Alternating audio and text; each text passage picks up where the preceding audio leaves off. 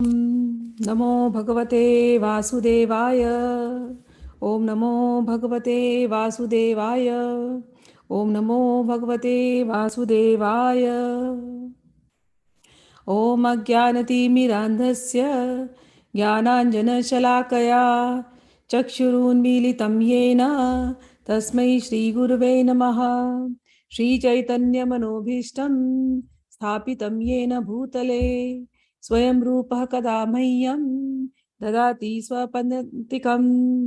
वन्देऽहं श्रीगुरो श्रीयुतपदकमलं श्रीगुरून् वैष्णवांश्च श्रीरूपं साग्रजातं सहगण रघुनाथान्वितं तं साजीवं साद्वैतं सावधूतं परिजनसहितं कृष्णचैतन्यदेवं श्रीराधाकृष्णपादान् सहगणललिता श्रीविशाखान्वितंश्च।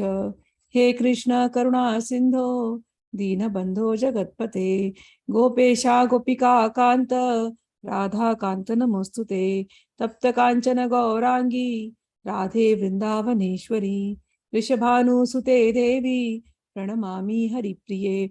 वाञ्छाकल्पतरुभ्यश्च कृपा सिन्धुभ्य एव च पतितानां पावनेभ्यो वैष्णवेभ्यो नमो नमः। श्री कृष्ण चैतन्य प्रभु नित्यानंद श्री अद्वैत गदाधर शिवासादि गौर भक्तवृंद।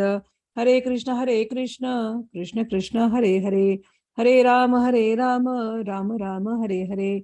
नमो महावदन्याय कृष्ण प्रेम प्रदायते कृष्णाय कृष्ण चैतन्य नाम्ने गौरत्विषे नमः। शिक्षकाष्टक।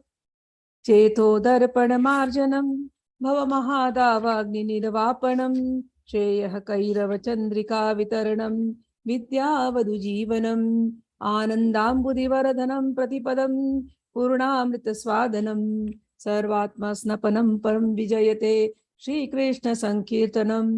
नाम्नाकारि बहुधा निज सर्वशक्ति तत्रार्पिता नियमितः स्मरणेन कालः एतादृशी तव कृपा भगवन् ममापि दुर्दैवं निदृशं यः जानिनानुरागः तृणादपि सुनिचेन करोरपि सहिष्णुना नमानिना मानदेन कीर्तनीया सदा हरि। न धनं न जनं न सुन्दरीं कवितां वा जगदीश कामये मम जन्मनि जन्मनि ईश्वरे भवताद्भक्तिरहितुकी त्वयि। ऐनन्दतनुज किङ्करं पतितं मां विषमे भवाम्बुधौ कृपया तव पादपङ्कजस्थित धूलिसदृशं विचिन्तय।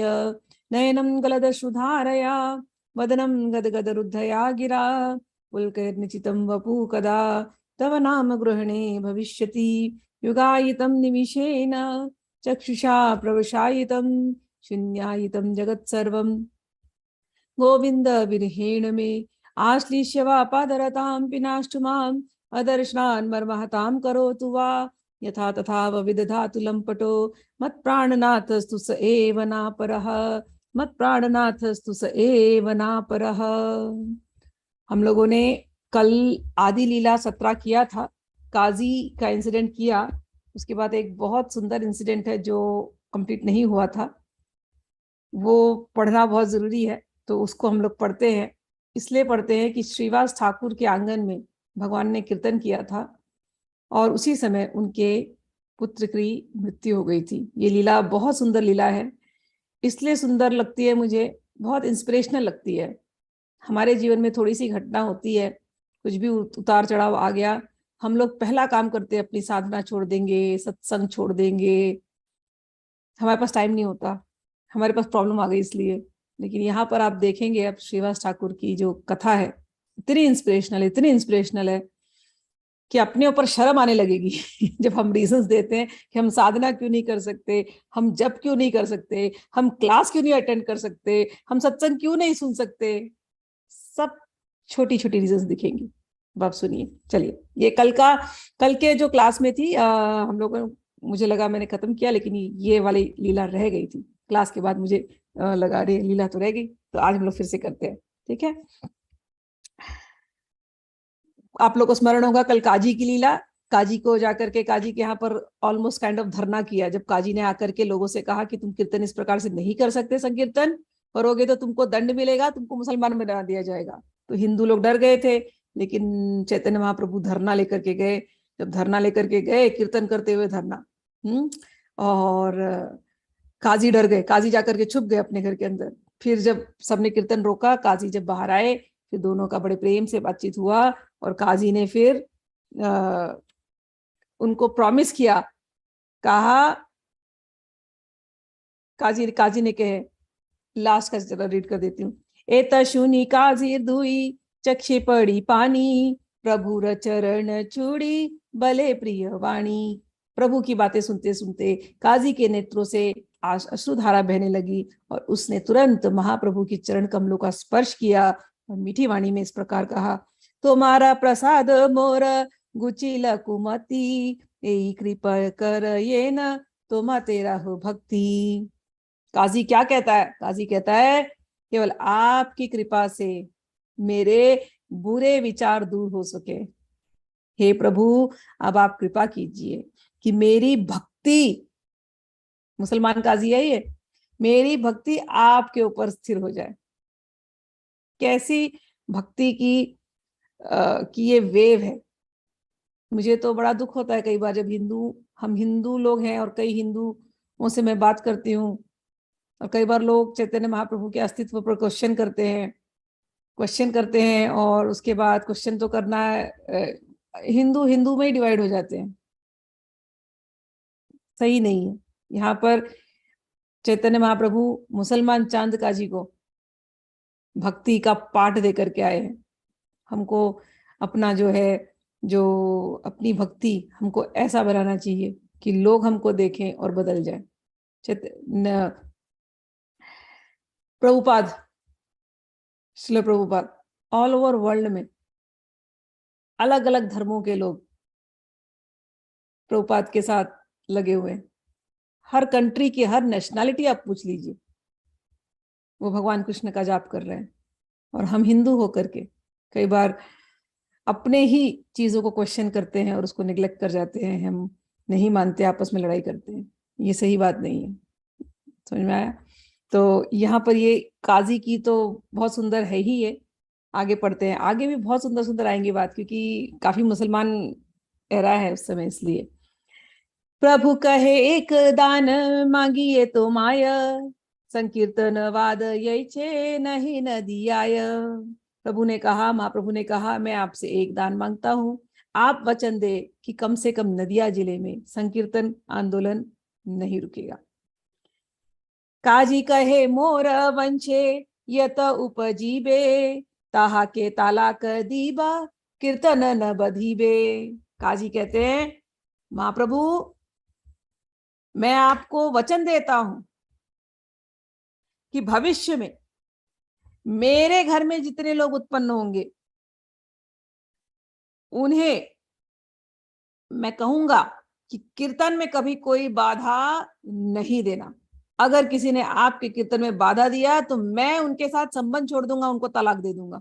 ऐसा वो कह रहे हैं।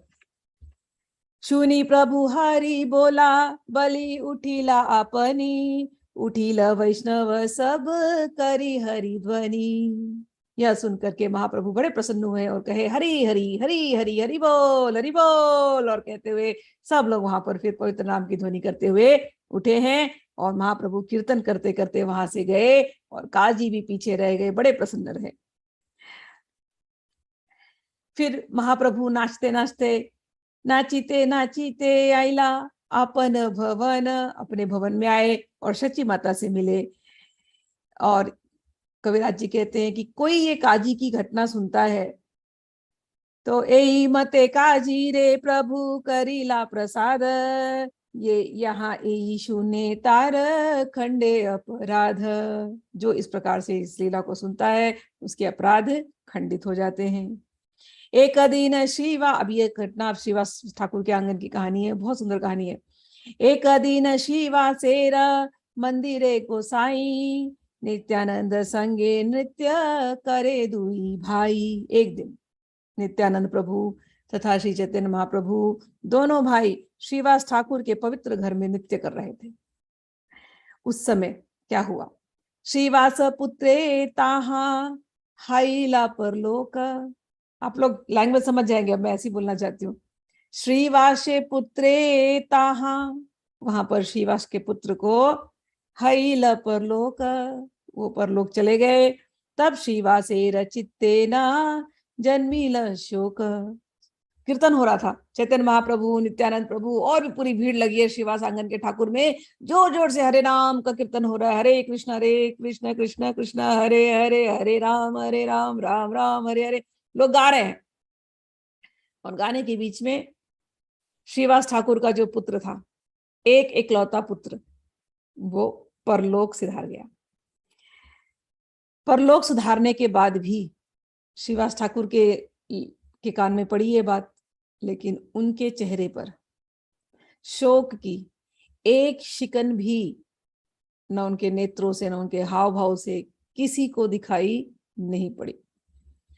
मृत पुत्र कई मुखे कैला ज्ञानेर कथन, अपने दुई भाई हैला श्रीवास नंदन।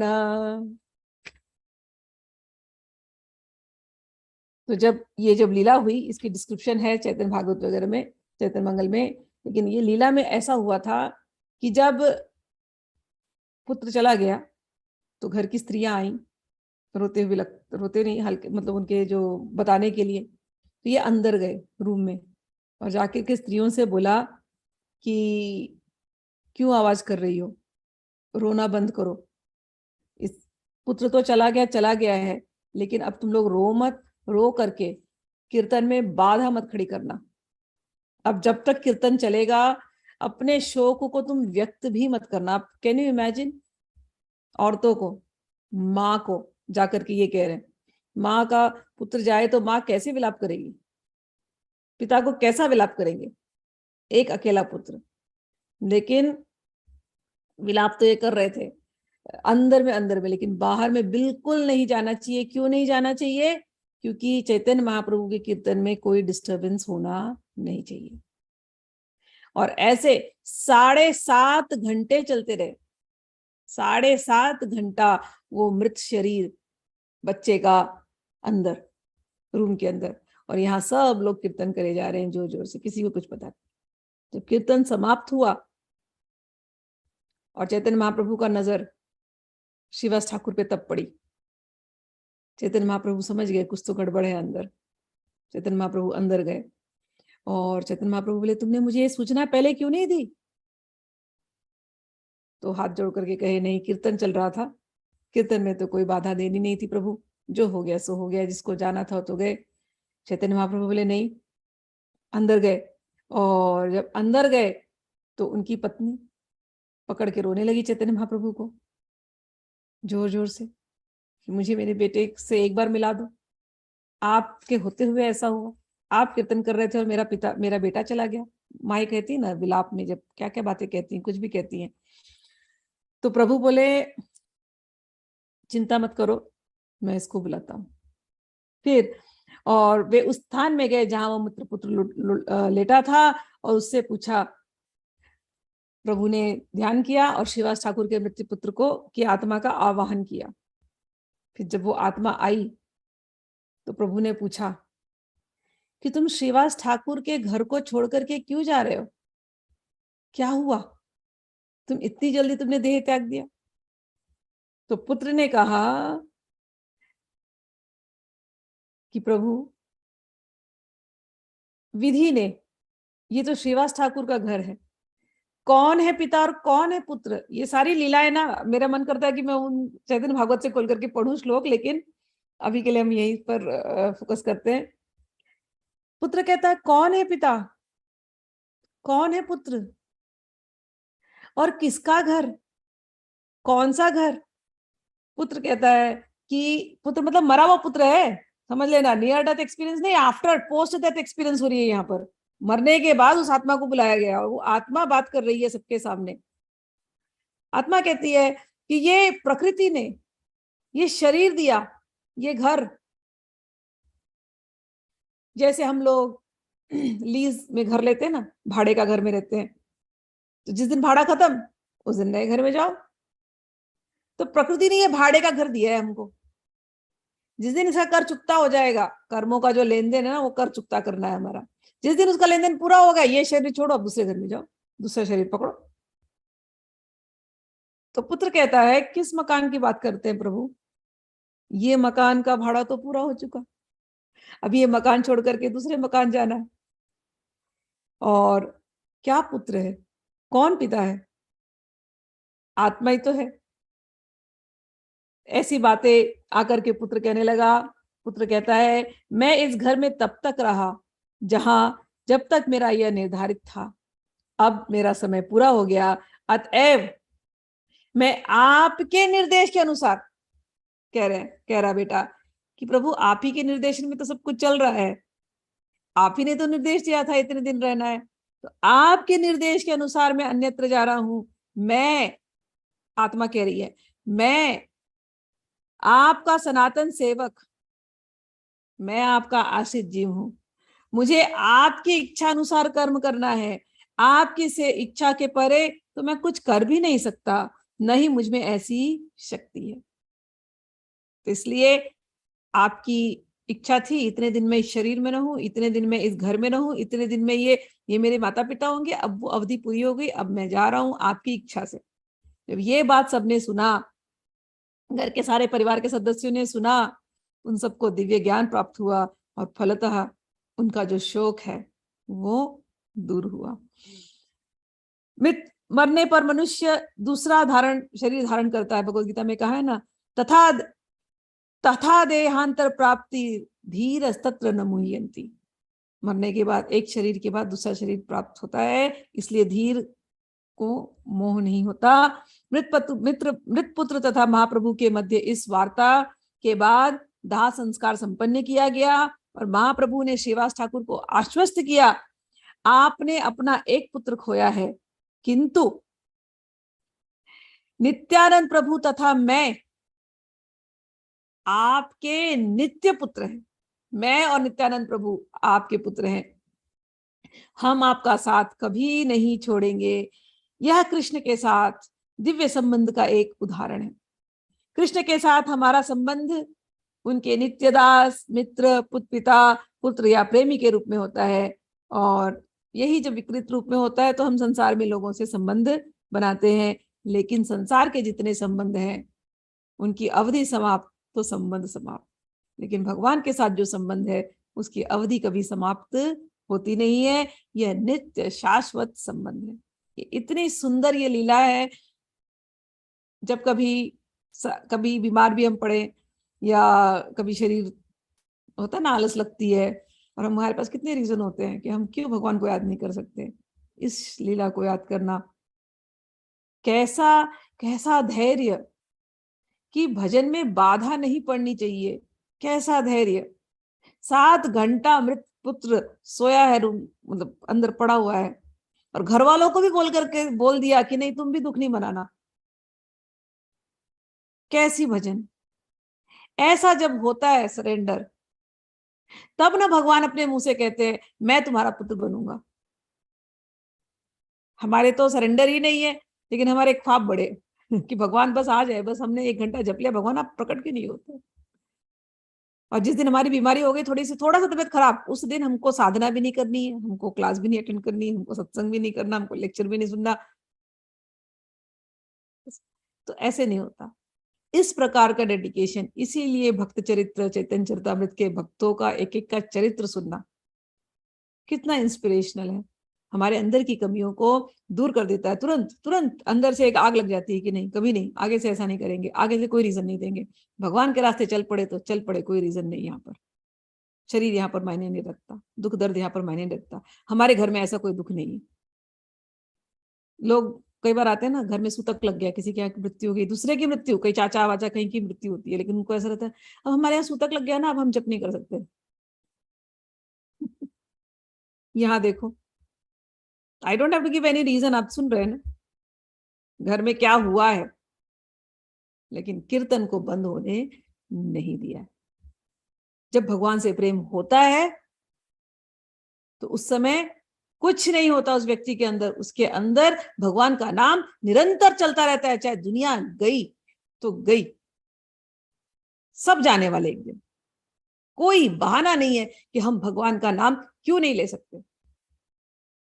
इसीलिए वो श्लोक जब आता है शिक्षकाष्टक पढ़ती हूँ पहले, तत्रार्पिता, सब उसमें सब शक्ति डाल दिया आपने, नियमित स्मरणे न काला, और स्मरण करने के लिए आपने कोई काल का, समय का, सूतक का, सुचिता का कोई आपने कंडीशन नहीं रखा। भगवान, आप हर हाल में भगवान का नाम जप सकते हैं। सो डोंट गिव रीजंस कि आप भगवान को क्यों नहीं याद कर सकते। इसीलिए भक्तों के चरित्र को पढ़ना चाहिए।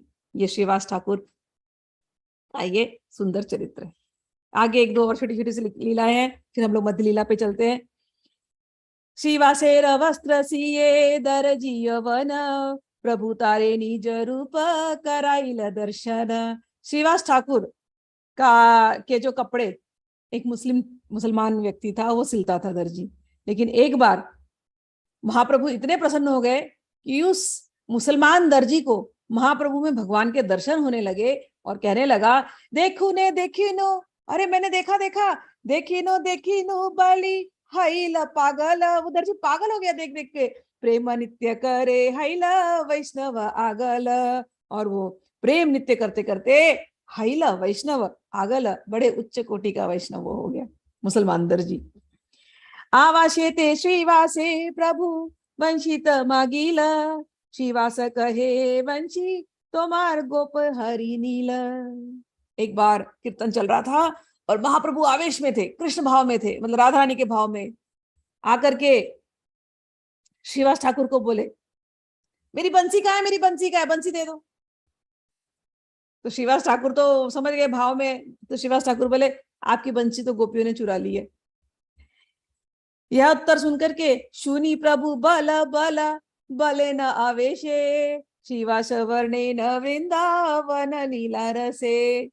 जब चैतन्य महाप्रभु उधर मतलब भावावेश में है और बोल रहे बंसी दो बंसी दो, श्रीवास ठाकुर कहते बंसी तो गोपियां ले गई। तो कहते हाँ हाँ गोपियां कहाँ ले गई, और बोलो बोलो बताओ बताओ। और तब जाके श्रीवास ठाकुर ने पूरी वृंदावन की, निवृत्त निकुंज की, कुंज निकुंज की, राधा रानी की, गोपियों की बंसी चुराने की लीला, वो पूरा उसका विवरण किया, जिसको सुनकर के महाप्रभु को बहुत हर्ष हुआ। और महाप्रभु का दिल नहीं भर रहा था और बोल रहे तबे बल बल, तबे बल बल प्रभु बले वार वार। प्रभु जी कहते हैं और बोलो और बोलो और बोलो, पुनः पुनः कहे श्रीवास करिया विस्तार। और श्रीवास उसको और सुना के और विस्तार पूर्वक सुनाए जा रहे हैं। वंशी वाद्य गोपी गणेर वने आकर्षण, तासा बार संगे यही छे वन विवरण। श्रीवास ठाकुर ने विस्तार से बताया कि किस तरह गोपियां कृष्ण की वंशी की धुन से वृंदावन की जंगलों की ओर आकृष्ट हुई थी, और किस तरह वे जंगल में उनके साथ विहार करती थी। और श्रीवास पंडित ने 6 ऋतुओं में, 6 सीजन्स, वृंदावन में ना, नित्य वृंदावन, देयर इज 2 वृंदावन, एक है भौम वृंदावन, एक है नित्य वृंदावन। रसिक भक्तों के हृदय में नित्य वृंदावन का प्राकट्य होता है। और नित्य वृंदावन में 6 ऋतु, सीजन्स, 6 सीजन्स, ये हमेशा प्रकट होती है। जब भगवान की जैसी इच्छा वृंदा देवी वैसा सीजन प्रकट कर देती है। और अलग अलग सीजन्स में अलग अलग लीलाएं होती है। ठंडी के सीजन में तो ठंडी की लीला होती है, वैसी ठंडी का भोग लगता है, ठंडी के कपड़े भगवान को पहनाए जाते हैं। वसंत ऋतु हो तो वसंत ऋतु का भोग लगता है, वसंत ऋतु की लीलाएं होती है, वसंत ऋतु की खिलना जो भी होता है वो सब होता है, फ्लावर की होली वगैरह होती है। बारिश की लीला होती है तो उसमें झूले वूले झुलाने की लीलाएं होती है। ऐसी गर्मी की लीला होती है तो गर्मी में हल्के हल्के भगवान को कपड़े पहनाए जाते हैं। तो ये तो हम बाहर करते हैं भौम वृंदावन में, लेकिन दिव्य वृंदावन हृदय के अंदर भी रसिक संतों के जब पद पढ़ते हैं तो उनमें सारी लीलाएं प्रकट होती हैं। तो ऐसी जितनी लीलाएं थी सुंदर सुंदर अलग अलग सीजन की लीलाएं, वो श्रीवास ठाकुर चैतन्य महाप्रभु को सुनाते रहते थे। और चैतन्य महाप्रभु का दिल नहीं भरता, बल बल प्रभु सुनीते उल्लास, श्रीवास कहे न तब रस रास रसेर वास। और चैतन्य महाप्रभु बोलते थे और बोलो और बोलो, और श्रीवास प्रभु वर्णन किए जाते थे। कहिते सुनीते ऐच्छे प्रातः काल हैला, प्रभु श्रीवास रे तोषी आलिंगन कैला। पूरी रात्रि भर चैतन्य महाप्रभु और बोलो, और सुनाओ, और कहो, और कहो, और श्रीवास प्रभु सुनाते जा रहे हैं, सुनाते जा रहे हैं, सुनाते जा रहे हैं। पूरी रात्रि ये लोग केवल कुंज की लीलाएं, निकुंज की लीलाएं, निवृत्त निकुंज की लीलाएं सब सुनाते सुनाते महाप्रभु इतने प्रसन्न हुए, सवेरा हो गया। जब देखा अरे सवेरा हो गया, महाप्रभु लेकिन इतने प्रसन्न थे, इतने प्रसन्न थे, जाकर के उन्होंने श्रीवास ठाकुर को आलिंगन कर लिया। इस प्रकार से श्रीवास ठाकुर सेवा करते और महाप्रभु ऐसे आनंद प्रदान करते। ये भक्त और भगवान का आनंद प्रदान करने की ये लीलाएं हैं। उसके बाद एक बार चंद्रशेखर आचार्य के घर में भगवान कृष्ण की लीलाओं का नाटक हो रहा था। तब चैतन्य महाप्रभु रुक्मिणी बन करके कभी तो कभी दुर्गा देवी बन करके अलग अलग प्रकार से अभिनय करते और सबको वो भगवत प्रेम प्रदान करते। एक बार ऐसे ही एक नाटक में भगवान नृत्य कर रहे थे। जैसे ही नृत्य समाप्त हुआ तो एक बूढ़ी आई, ब्राह्मणी, और आकर के महाप्रभु के चरण को पकड़ लिया और चरण को पकड़कर उनके धूल लेने लगी। महाप्रभु को बहुत दुख हुआ। कभी भी ये एक शिष्टता है, ये एक नियम, शिष्टाचार रखना चाहिए हमको। संतों के जाकर के लोग ऐसे पैर पकड़ते टाइट नहीं पकड़ना चाहिए, दूर से नमस्कार करो। इसमें महाप्रभु को थोड़ा दुख हुआ और महाप्रभु तुरंत गए गंगा में वहां से स्नान करने के लिए। क्या होता है जब हम किसी के पैर छूते हैं ना, तो आदान प्रदान होता है। उनके अच्छे क्वालिटीज, उनके अच्छे वाइब्स, उनके बुरे वाइब्स, सबका आदान प्रदान होता है। तो स्त्री के जितने पाप कर्म थे वो पापी मन से, मतलब अशुद्ध मन से वो स्त्री आई थी। मन उसका जो बोलते हैं ना कि उसका बैकग्राउंड ठीक नहीं था, तो छूना नहीं चाहिए चरण, लेकिन वो जाकर के छू लिए। तो महाप्रभु को अपार दुख हुआ। वे तुरंत दौड़े, गंगा नदी में गए और उस स्त्री के पाप फलों को दूर करने के लिए नदी में कूद पड़े। नित्यानंद प्रभु तथा हरिदास ठाकुर ने उन्हें पकड़कर नदी से निकाला। एक बार विजय आचार्य के घर पर रुके और रात्रि भर कीर्तन हुआ। फिर वहां से लौट करके वो आए। एक दिन अपने ही घर में थे और गोपी भाव में चले गए। गोपी भाव में जाकर के चिल्लाने लगे, गोपी गोपी गोपी कहाँ है? तो एक वहां पर एक विद्यार्थी था, उसने देखा, कह रहा है ये क्या है, महाप्रभु कहाँ खो जाते, पागलों की तरह गोपी गोपी क्या चिल्लाते रहते हैं। और तो उसने पूछा, कृष्ण नाम न लो कने, कृष्ण नाम धन्य, गोपी गोपी बलि लेवा की बाह्य पुण्य। उस विद्यार्थी ने पूछा, महाप्रभु आपको कृष्ण नाम लेना चाहिए, कृष्ण कृष्ण कहना चाहिए, कृष्ण कहने से तो पुण्य बढ़ेगा, ये क्या आप गोपी गोपी रट लगा रहे हैं, ये सही नहीं है। महाप्रभु को क्रोध आ गया। महाप्रभु कहे, मूर्ख, गोपी में और कृष्ण में अंतर समझता है? और तो उठ करके गुस्से में आकर के लाठी लेकर के विद्यार्थी को मारने लगे। वो विद्यार्थी डर के मारे भाग गया तो महाप्रभु उसके पीछे दौड़ने लगे, किंतु भक्तों ने उसने रोका नहीं। फिर बाद में भक्तों ने महाप्रभु को पकड़ा और उनको शांत किया और वो विद्यार्थी वहां से चला गया। अब ये घटना सुनकर के विद्यार्थी गया, दूसरे विद्यार्थियों को उसने सुनाया कि अरे पता नहीं क्या करते रहते, गोपी गोपी, पता नहीं किस भाव में जाते, गोपी गोपी गोपी करते रहते, कृष्ण कृष्ण छोड़ करके। और जब मैंने बोला तो मुझे लाठी से मारने लगे। तो सारे विद्यार्थियों ने बोला, तुमको मारने लगे? ब्राह्मणों का अपमान, ये क्या हो गया है?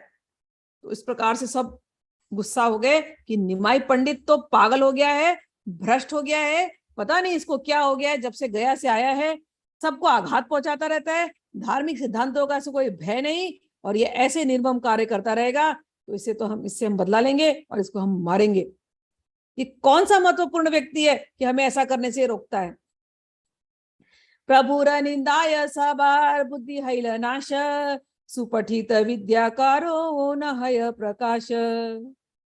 जब सारे विद्यार्थियों ने चैतन्य महाप्रभु की निंदा करते हुए ऐसा निश्चय किया तो उनकी बुद्धि भ्रष्ट हो गई।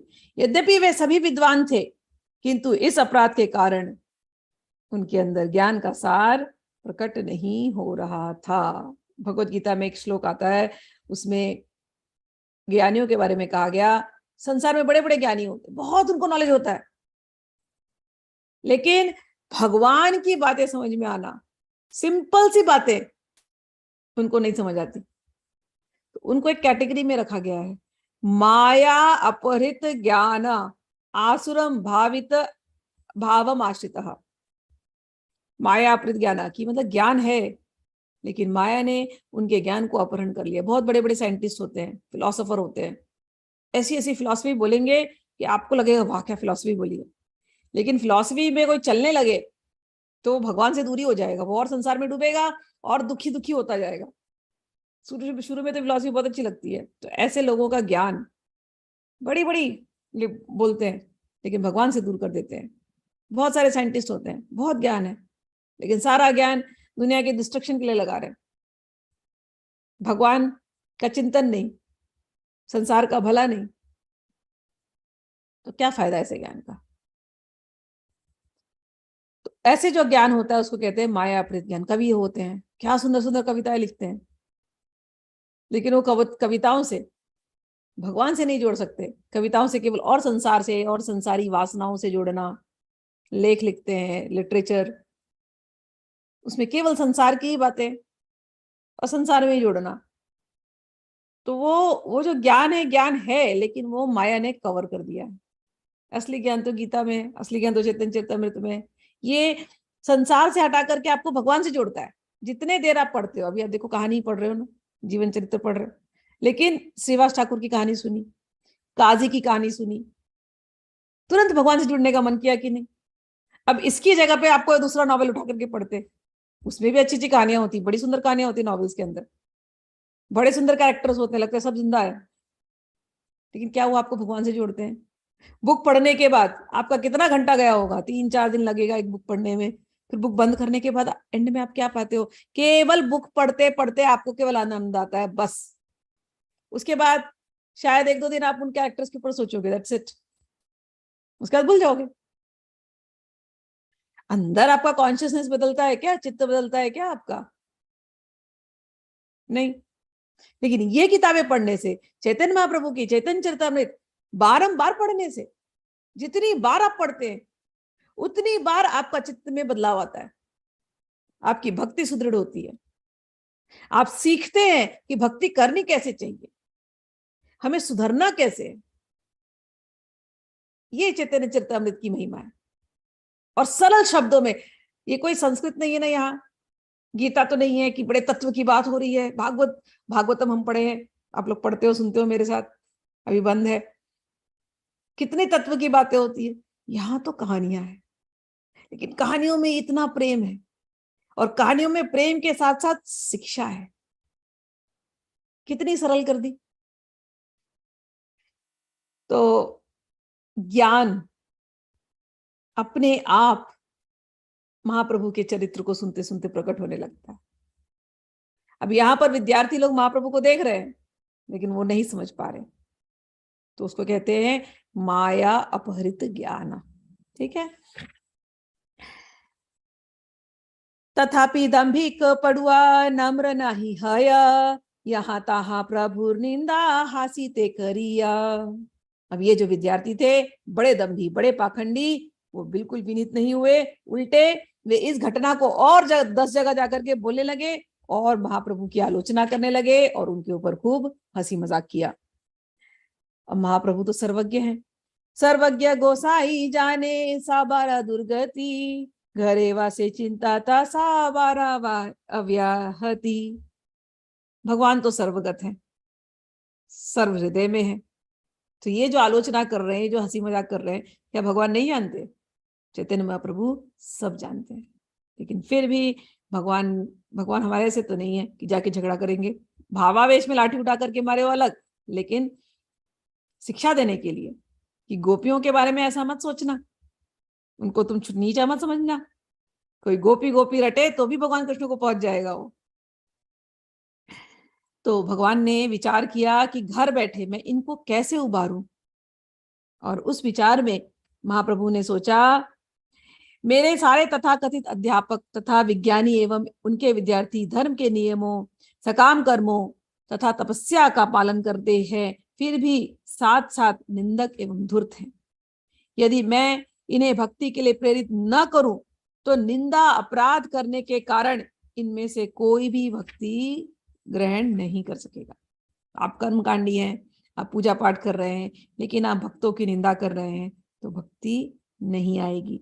इसलिए भगवान ने सोचा, निस्तारिते आइला मामी हैला विपरीत यही सब दुर्जनेरा कैचे है बेखीत। भगवान ने सोचा, अरे मैं तो यहाँ पर समस्त पतितों का उद्धार करने आया हूं, किंतु अभी जो घटना हुई वो तो इसके विपरीत हो गई। इन धूर्तों को किस तरह उद्धार हो सकता है, ये किस तरह लाभान्वित हो सकते हैं।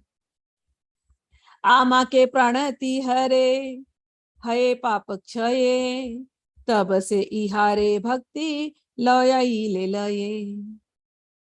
एक चीज से इनका भला हो सकता है, यदि ये लोग मुझे प्रणाम करें। साक्षात भगवान श्री कृष्ण चैतन्य महाप्रभु ही है गौरहरि के रूप में।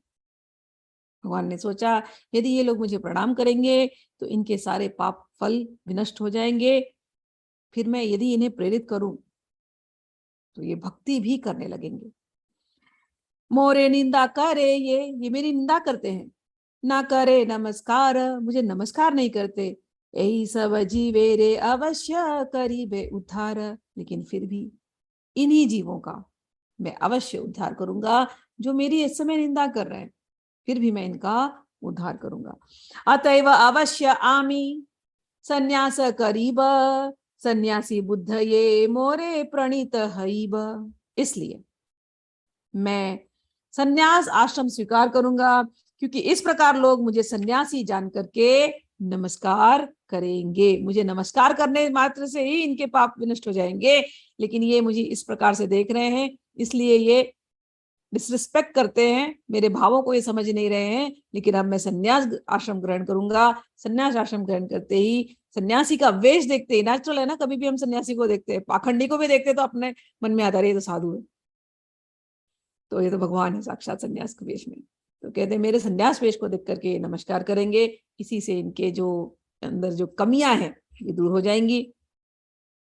प्रणति ते हबे इहार अपराध क्षय निर्मल हृदय भक्ति कराई बरी उदय। मुझे प्रणाम करने से इनके पाप क्षय होंगे और इनका हृदय निर्मल होगा, और उस निर्मल साफ हृदय में फिर मैं भक्ति भर दूंगा। यही सब पाखंडी तबे हैबे निस्तार आर कौन उपाय नाही एक युक्ति सार। इन सब पाखंडियों का, दंभियों का तभी जाकर के कल्याण होगा, इसके अतिरिक्त और कोई उपाय दिख नहीं रहा। संन्यास ही लेना ठीक रहेगा। इस प्रकार दृढ़ निष्कर्ष पहुंचने के बाद महाप्रभु घर पर ही रहे। इसी समय केशव भारती नदिया नगरी में पधारे। महाप्रभु ने उनको सादर नमस्कार किया और उन्हें अपने घर पर आमंत्रित किया। उन्हें अच्छी तरह से भोजन कराने के बाद महाप्रभु ने उनसे निवेदन किया। तो पहले ईश्वरपुरी से मिले थे गया में, अब इनके मन में सन्यास की बात आई है, और उसी समय गांव में केशव भारती आए।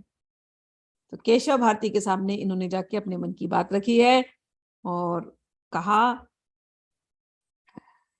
कि आप साक्षात नारायण हैं, अतएव मुझ पर कृपा करें, कृपया मेरा इस भव बंधन से छुटकारा करें। केशव भारती सुनने लगे, क्या बोल रहे महाप्रभु। केशव भारती कहे तुम ईश्वर अंतर्यामी। हे भगवान, आप ही ईश्वर हो, आप ही अंतर्यामी हो। ये कराह से करीब स्वतंत्र नहीं आमी। फिर भी आप जैसा कहेंगे वैसा मैं करूंगा, मैं तो स्वतंत्र नहीं हूं। केशव भारती कह रहे, एते बलि भारती गोसाई काटो याते गेला महाप्रभु तारा याई संन्यास करीला। यह कहकर के गुरु केशव भारती अपने गांव से कटवा वापस चले गए और चैतन्य महाप्रभु ने वहां जाकर के संन्यास ग्रहण किया। जब महाप्रभु ने संन्यास ग्रहण किया तब सारे आवश्यक कार्य संपन्न करने के लिए उनके साथ 3 व्यक्ति थे, नित्यानंद प्रभु, चंद्रशेखर आचार्य तथा मुकुंद दत्त।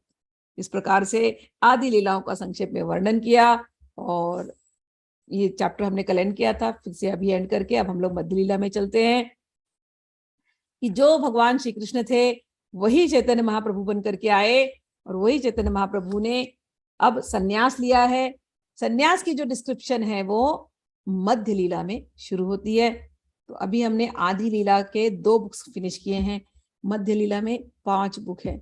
एक एक चैप्टर में कम से come on an average 100 shlokas हैं, लेकिन भगवान की कृपा है हम लोग कर लेंगे। तो उस संकल्प से अब मध्य लीला सुनते हैं।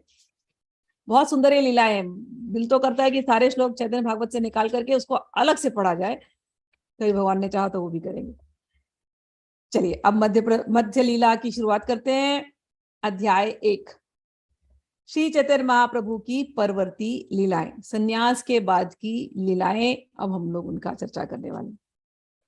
यस्य प्रसादाद्यज्ञो अपि सद्य सर्वज्ञतां व्रजेत स श्री चैतन्य देवो में भगवान संप्रसीदतु।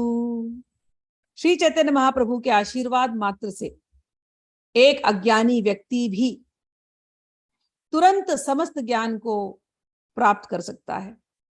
अतएव मैं महाप्रभु से प्रार्थना करता हूं कि वे मुझ पर अहेतु की कृपा करें। वंदे श्री कृष्ण चैतन्य नित्यानंदौ सहोदितौ गौड़ोदये पुष्पवंतौ चित्रौ छंदौ तमौ नदौ। मैं श्री कृष्ण चैतन्य और नित्यानंद प्रभु को सादर प्रणाम करता हूं, जो सूर्य और चंद्रमा के समान हैं। वे गौड़ देश के क्षितिज पर अज्ञान के अंधकार को दूर करने के लिए और इस प्रकार सबको अद्भुत आशीर्वाद देने के लिए एक साथ उदित हुए हैं। जयतां सुरतौ पंगोर मम मंद मतेर्गति मत्सर्वस्य पदाम्भोजौ राधा मदन मोहनौ। परम कृपालु राधा तथा मदन मोहन की जय हो। यद्यपि मैं लंगड़ा और मूर्ख हूं, फिर भी वे मेरे मार्गदर्शक हैं और उनके चरण कमल मेरे लिए सर्वस्व है। वृंदावन के कल्प वृक्ष के नीचे रत्नों के मंदिर के भीतर श्री श्री राधा गोविंद एक दैदीप्यमान सिंहासन पर विराजमान है। ये ऐसे ही ध्यान करना, जब कभी भी आप ध्यान करना राधा कृष्ण का, हृदय में आपके दिव्य वृंदावन प्रकट हो। और उधर एक जब दिव्य वृंदावन प्रकट होगा तो यमुना जी प्रकट होंगी। यमुना जी ऐसी नहीं, यहाँ पर रेती नहीं होती, यहाँ पर हीरे मोतियों से जड़ित घाट होते हैं, बड़े सुंदर सुंदर। और जहां आप दृष्टि घुमाएंगे बड़े सुंदर सुंदर कल्प वृक्ष, ऑर्डिनरी वृक्ष नहीं है। एक एक कल्प वृक्ष आपकी सारी इच्छाओं को पूरी कर सकते हैं। तो जब आप वृंदावन के दर्शन करें, जो आपके हृदय के अंदर प्रकट होता है, तो उसमें कल्प वृक्ष होते हैं। और कल्प वृक्ष के नीचे बड़े सुंदर सा निकुंज होता है, खूब ढेर सारे। वहां पर अगर यमुना को देखेंगे तो खूब कमल खिले होते हैं, लाल रंग के, पीले रंग के, स्वर्ण कमल। हंस हंसनियों का जोड़ा होता है, हिरण हिरनियां होती है, मोर मोरनियां होती हैं। सब कुछ वृंदावन में भगवान श्री कृष्ण और राधा रानी के सेवा में लगे होते हैं कि किस प्रकार से इनको आनंदित किया जाए। सखियां होती है सेवा में। आपके हृदय में जो वृंदावन प्रकट हो, वो ऐसा वृंदावन प्रकट हो। हवा भी जब बहती ना वृंदावन की, तो सारे पुष्पों की खुशबू लेकर के, और केवल पुष्पों की खुशबू नहीं आती, राधा रानी के श्रीअंग से जो खुशबू आती है, श्री कृष्ण के श्रीअंग से जो खुशबू आती है, तुलसी की, केशर की, चंदन की, अगुरु की, अलग अलग, चंपा की, बकुल की, मालती की, गुलाब की। अगर अगर समझो स्प्रिंग का सीजन है तो आम के वृक्ष लगे हैं और आम के बगीचे हैं, और आम के बगीचे में खूब फूल खिले हुए हैं, उन फूलों की खुशबू। और कोयल गा रही है। कोयल अगर गाती भी है वृंदावन में तो क्या गाती है? राधा रानी के नाम को गुणगान करती है, राधा कृष्ण के अंतरंग लीलाओं को गाते हैं। मोर यदि नृत्य करते हैं तो मोर नृत्य क्या करते हैं? ऐसा नृत्य करते हैं जिनको देख करके राधा रानी प्रसन्न हो जाए, और राधा रानी प्रसन्न होती है, उनको देखते देखते श्री कृष्ण मुस्कुराते रहते हैं। जब कभी वृंदावन का स्मरण करना, ऐसा वृंदावन हृदय के अंदर प्रकट हो, दिव्य वृंदावन का चिंतन ऐसे करते हैं। तो उस दिव्य वृंदावन में एक कल्प वृक्ष के नीचे, अरे कल्प वृक्ष को देखते ही सारी इच्छा पूरी हो गई। भक्त की तो एक ही इच्छा होती है, बस हम राधा कृष्ण को निहारते रहे हम इनकी सेवा करते रहे। भक्त को और कोई इच्छा ही नहीं होती है। वो कल्प वृक्ष का दर्शन करते इच्छा पूरी हो गई कि राधा कृष्ण सामने प्रकट हो गए। उस उस कल्पवृक्ष के नीचे एक सुंदर सा सोने का सिंहासन, और सिंहासन में राधा और कृष्ण बैठे हैं। ऐसे मूर्ति जैसे नहीं बैठते राधा कृष्ण, हंसते हैं, बोलते हैं, शर्माते हैं, लजाते हैं। और जब वो बोलते हैं, हंसते हैं, उनको देख देख के सारी सखियां भी आनंदित होती हैं। ये वृंदावन जो होता है, यहाँ केवल आनंद ही आनंद है, आनंद ही आनंद है, आनंद के अतिरिक्त और यहाँ कुछ नहीं। ऐसे वृंदावन का हमेशा ध्यान करना चाहिए। मैं ऐसे राधा मोहन को प्रणाम करता हूँ। श्रीमन्नासरसारंभी वंशी वट तटस्थित कर्शन वेणु स्वनैर गोपीर गोपीनाथ श्रीयस्तु में। अपने वंशी वादन से समस्त गोपियों को आकृष्ट करने वाले एवं वंशीवट के यमुना नदी के तट पर अत्यंत मधुर मधुर रास नृत्य को आरंभ करने वाले गोपीनाथ जी हम सब पर दयालु।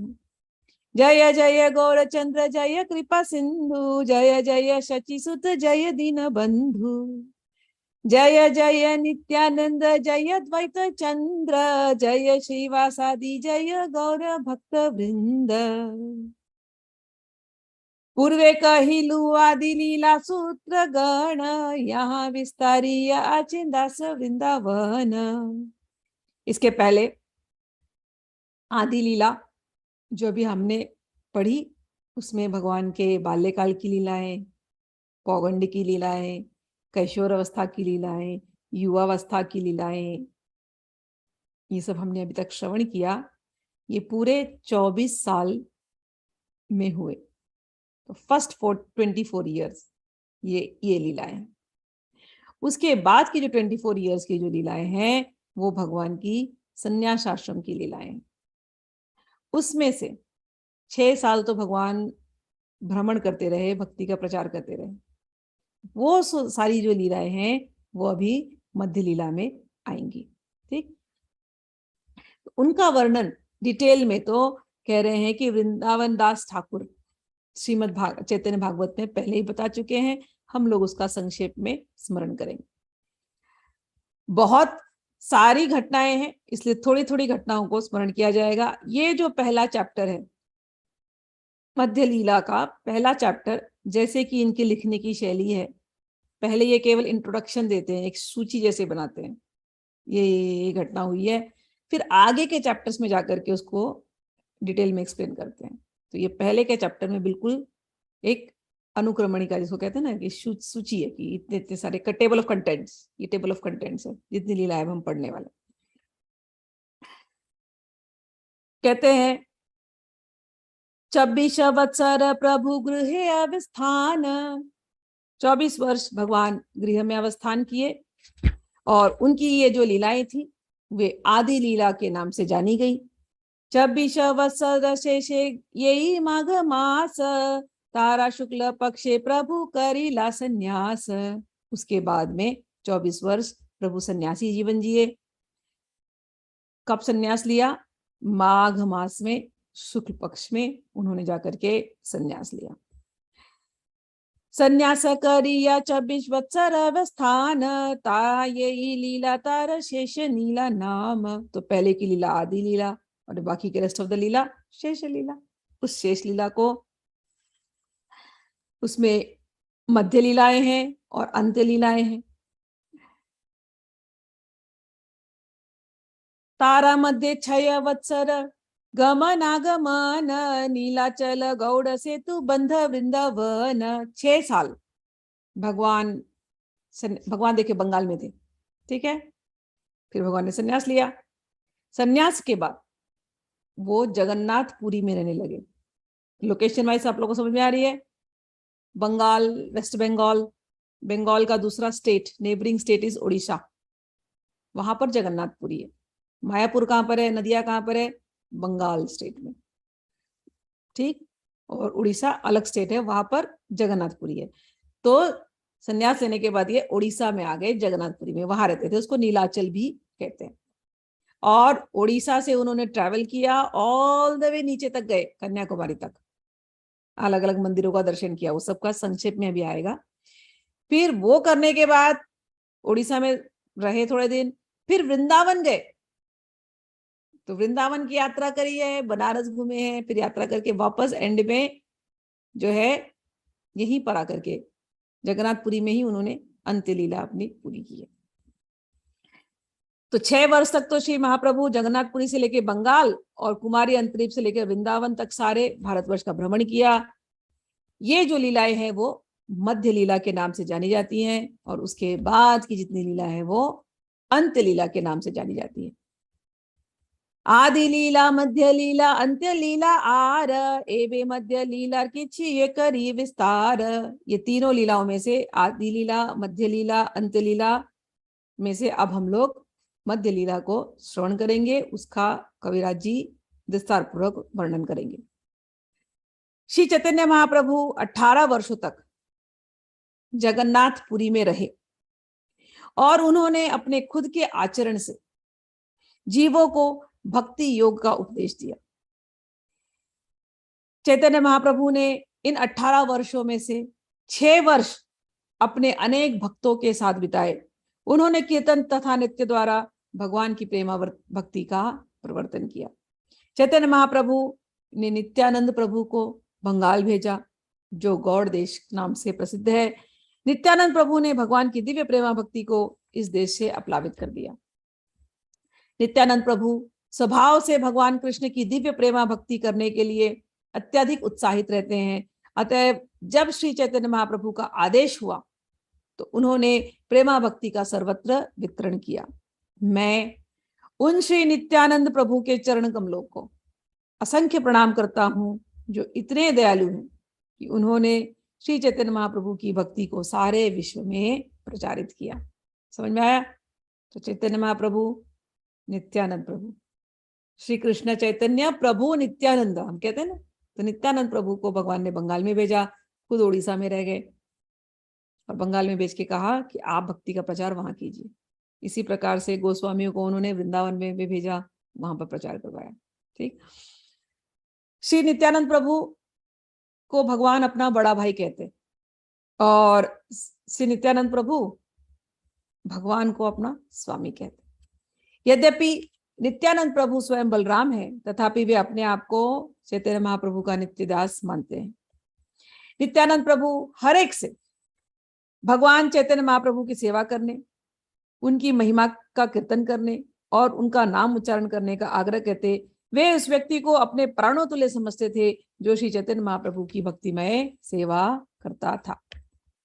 इस प्रकार नित्यानंद प्रभु ने बिना भेदभाव के हर एक को श्री चैतन्य संप्रदाय, चैतन्य भक्ति में सम्मिलित किया।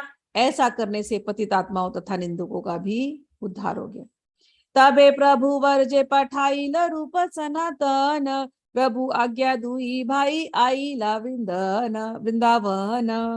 तत्पश्चात श्री चैतन्य महाप्रभु ने 2 भाई रूप गोस्वामी तथा सनातन गोस्वामी, इनको व्रज में भेजा।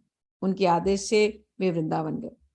वृंदावन जाकर के दोनों भाइयों ने, रूप गोस्वामी और सनातन गोस्वामी ने, भक्ति का प्रचार किया और तीर्थ स्थानों की खोज की। विशेष रूप से आज जो हम लोग मदन मोहन जाते, राधा मदन मोहन मंदिर और राधा गोविंद जी की, ये उसकी सेवा का शुभारंभ रूप गोस्वामी और सनातन गोस्वामी ने किया। दोनों ने वृंदावन में बैठ करके अनेकों शास्त्र इकट्ठे किए। पहले के जमाने में जो शास्त्र होते थे ऐसे प्रिंटेड नहीं आते थे, तो कहीं से पुरानी लिपि मिलती होगी, मंदिरों में जाते होंगे, जो वहाँ के पंडित हैं उनसे मिलकर के उनके घरों में होगी हस्तलिखित, हैंड रिटन, तो उसको लेकर के इकट्ठा करना, फिर उसमें से सारे इंफॉर्मेशन निकाल करके जो देना है प्रचार के लिए, उस प्रकार से मेहनत किया उन्होंने। और उन सारे शास्त्रों को लेकर के उनका संकलन करके फिर उसके सार को प्रस्तुत किया, जिससे धूर्तों और पतितों का उद्धार हो जाए। हम लोग जो कुछ भी भक्ति के बारे में आज पढ़ते हैं वो इन गोस्वामियों की देन है। प्रभु आज्ञा कैल सब शास्त्रे विचार, व्रजेर निगूढ़ भक्ति करिल प्रचार। प्रभु की आज्ञा पा करके दोनों भाइयों ने सभी शास्त्रों का खूब गूढ़ विचार किया और भक्ति का, व्रज की, ये जो प्रेमा भक्ति है, रस रूपा प्रेमा भक्ति, इसका प्रचार फिर इन्होंने किया। इन्होंने बुक्स लिखी। कौन कौन सी बुक्स? कुछ कुछ बुक्स का नाम दिया है। सनातन गोस्वामी ने लिखी हरि भक्ति विलास, बृहद भागवतामृत, दशम टिप्पणी तथा दशम चरित्र। इसी प्रकार से रूप गोस्वामी, उन्होंने भी बुक्स लिखी हैं, बड़ी फेमस बुक्स है उनकी। रूप गोस्वामी ने लिखी है भक्ति रसामृत सिंधु, विदग्ध माधव, उज्जवल नीलमणि तथा ललित माधव, दान केली कौमुदी, बहुस्तवावली, अष्टादश लीला छंद, पदावली, गोविंद विरुदावली, गोविंद विरुदावली ताहार लक्षण, मथुरा महात्म्य और नाटक वर्णन। इस प्रकार से मथुरा महात्म्य तथा नाटक वर्णन नामक पुस्तकों की उन्हें रचना की। शील रूप गोस्वामी द्वारा रचित शेष पुस्तकों में, जिनमें लघु भागवतामृत मुख्य है, की गिनती कौन कर सकता है, उन्होंने सब ग्रंथों में वृंदावन की लीलाओं का वर्णन किया है।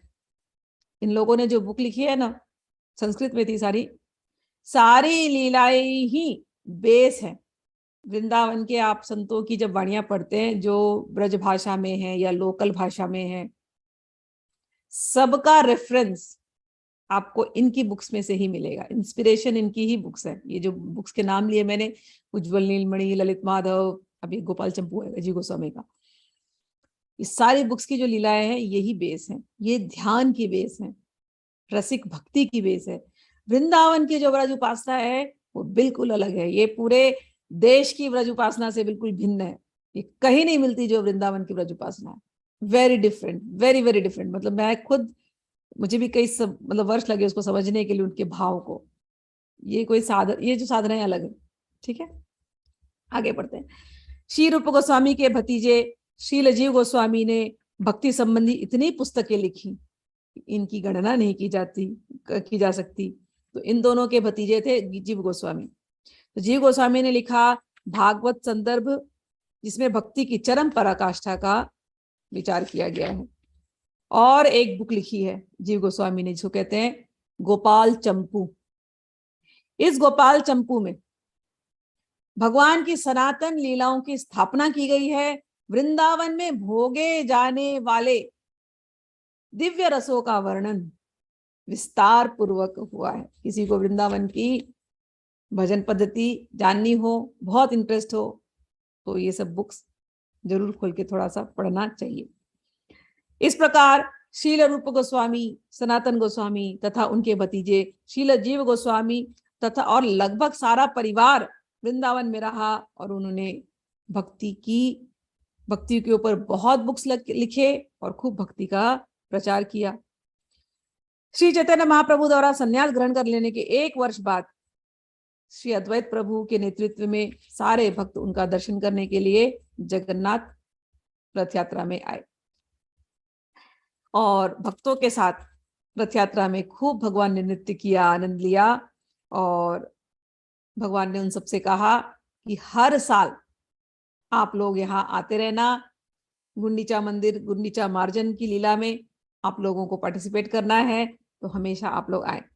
तो 4 महीने चतुर्मास जब तक होता था, तो चतुर्मास में बंगाल के जितने भक्त थे अद्वैत आचार्य के साथ टोली बना करके चैतन्य महाप्रभु के पास जगन्नाथपुरी में आते थे, और 4 महीने के बाद फिर ये लोग बंगाल चले जाते थे। ऐसा जब तक महाप्रभु थे तब तक हर साल ऐसे होता था। लगातार 20 वर्षों तक इस प्रकार भेंट होती रही। स्थिति इतनी तीव्र हो गई कि महाप्रभु तथा भक्तगण एक दूसरे को मिले बिना रह नहीं सकते थे। महाप्रभु के अंतिम वर्ष, अपने अंतिम 12 वर्ष अपने हृदय के भीतर केवल कृष्ण की विरह लीला का आस्वादन करने में बिताए। तो 24 ईयर्स है ना संन्यास के, 6 साल घूमने में लगाए, 6 साल भक्तों को मिलते रहते थे वहीं पर जगन्नाथपुरी में। लेकिन लास्ट के जो 12 ईयर्स थी वो भगवान की बड़ी अंतरंग लीलाओं में बीती है। वो भावावेश में रहते, राधा रानी के भाव में 24 घंटे रहते। वो उसकी लीलाएं अंत में जब हम पढ़ेंगे आपको समझ में आएगी। रात दिन उन्मत्त प्रतीत होते थे। कभी वे हंसते थे, कभी वो विलाप करते थे, कभी नाचते थे, कभी अत्यंत शोक में कीर्तन करते थे। ऐसे अवसरों पर श्री चैतन्य महाप्रभु जी जगन्नाथ जी के मंदिर जाया करते। उस समय उनकी मनोदशा ठीक ठीक उन गोपियों जैसे होती जिन्हें दीर्घ विछोह के साथ के बाद कुरुक्षेत्र में श्री कृष्ण के दर्शन किए थे। कृष्ण अपने भाई तथा बहन के साथ कुरुक्षेत्र आए हुए थे। इनकी जो दशा होती, महाप्रभु को जगन्नाथपुरी मंदिर में जाते, जगन्नाथ मंदिर में जाते और जगन्नाथ जी खड़े हैं, सुभद्रा जी खड़ी हैं, बलदेव जी खड़े हैं। अब ये यहाँ पर सामने से देख रहे हैं, लेकिन इनके अंदर तो राधा रानी का भाव है, तो इनको तो प्रेम उमड़ रहा है राधा रानी जैसे। तो रोने लगते देख देख के कि ये अपनी बहन के साथ बैठे, अपने भाई के साथ बैठे, लेकिन मेरा तो मन कर रहा है मैं इनको खींच के लेके आऊं, खींच कर लेकर के इनको वृंदावन ले जाऊं। ये कहाँ बैठ गए? ये लक्ष्मी जी का आवास है, ये कहाँ आकर के बैठ गए? मैं इनको खींच करके वृंदावन ले जाऊं और उसी यमुना किनारे बैठ करके इनके साथ मीठी मीठी इनकी मधुर मधुर वाणी सुनूं, ये मधुर मधुर वंशी बजाए, मैं इनकी इस बात को सुनूं। ये कहाँ आकर के बैठ गए? तो महाप्रभु जी दर्शन कर रहे सामने, सामने जगन्नाथ जी, महाप्रभु दिख तो आदमी रहे, पुरुष का वेश है, सन्यासी का वेश है, लेकिन मन के अंदर राधा रानी है, हृदय के अंदर राधा रानी। उनके अंदर वो विरह आ रहा है, बहुत ज्यादा विरह, राधा रानी को जो विरह था वैसा विरह जगन्नाथ प्रभु को देख करके इनको आता। उसमें कुरुक्षेत्र की कहानी है, जो हम लोग, अभी तो समय हो गया है, हम लोग इसका आगे वर्णन जो है ये भावों का कल हम लोग डिटेल में करेंगे। अभी के लिए जय श्री कृष्णा, जय जगन्नाथ, हरि बोल, कल मिलते हैं। हरि बोल, राधे राधे। राधे राधे। हरि बोल, राधे राधे। हरि बोल, राधे राधे। हरि बोल।